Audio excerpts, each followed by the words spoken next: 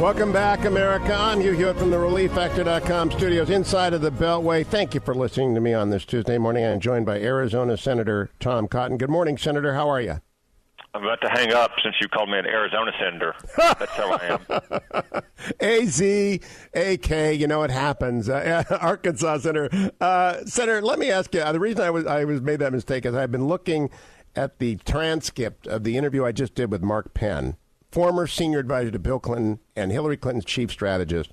He believes that the special counsel investigation is out of control, and he believes that the CIA former director John Brennan and DNI former director Clapper have become talking heads. Now, that's a direct quote.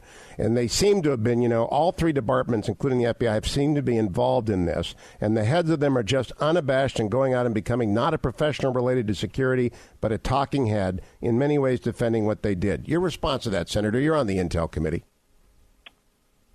Here, the Intelligence Committee is conducting our own review of these matters, and I don't want to get ahead of what the committee has done. I will cite what several Democrats have said repeatedly, is that we've seen no evidence of any collusion between Russia or anyone associated with the Trump campaign. Now, we have concluded that Russia did, in fact, try to interfere in our electoral process in 2016. That's not surprising. That's what Russia does. That's what they've done for decades, is try to interfere in Western democracies to shape policy and election returns in ways that would favor the Kremlin.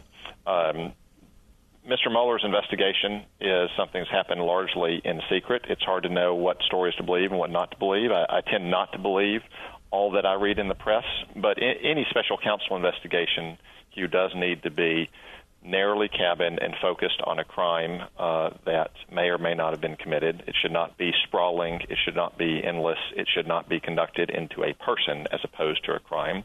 That's why I've said all along that it's in everyone's interest, the president, everyone in Washington, everyone in the country, that Mr. Mueller follow the facts to the conclusion as promptly as he can, and then make his decisions and then move on.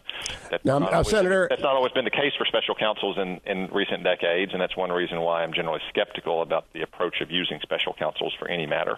The Washington Post used the name today, Stephen Halper, as the individual who approached at least three, probably four, including Mr. Navarro, members of the Trump campaign. Has the name Stephen Halper been come up in the Intelligence Committee in either closed or open session? Hugh, I'll prefer not to comment on what may have come up in closed sessions on the Intelligence Committee.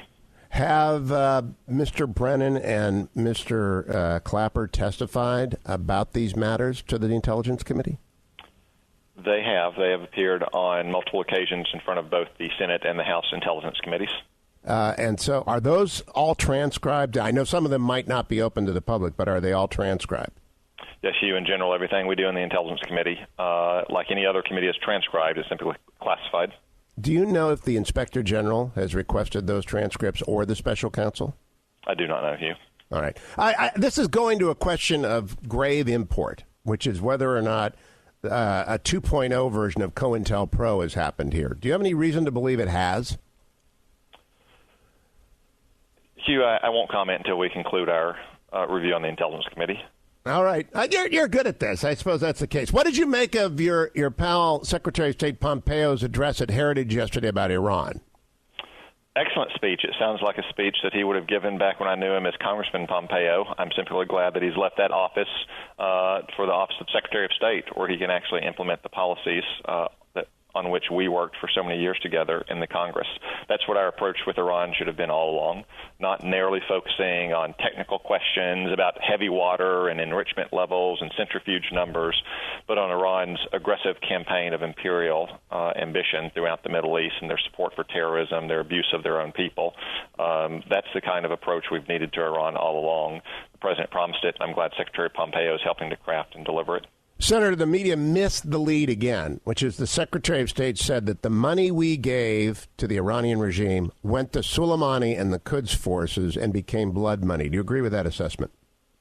Yes, large amounts of the money that they received either directly from the United States or from which they benefited when we lifted sanctions is directly supporting the IRGC and specifically the Quds Force and Qasem Soleimani's efforts in Syria and Yemen and Iraq and around the Middle East.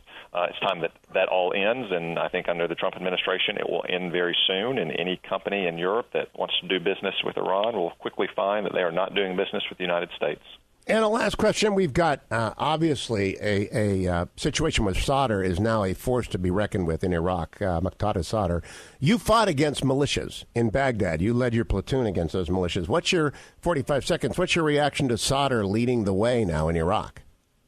Well, it won't be Muqtada al-Sadr personally, I understand. It's his party that he leads. The Iraqi people have a right to make the choice of their own leaders. Muqtada al-Sadr, while not an old friend of the United States by any means, also is not someone who's necessarily going to be pro-Iran either. So I think it's important that our diplomats and other officials in Iraq try to work with all the parties to help them reach a coalition government that's going to represent the United States' interest, not Iran's interest. If we can do that, then we can perhaps one day have a relationship with his party the way we have with Japan and Germany today after World War II. Well said, and unfortunately we don't have time for you to comment on the Caps crushing the Celtics last night and your expectation that will continue, I'm sure. Thank you, Senator Cotton. I'll be back, America. Hour number 3 straight ahead.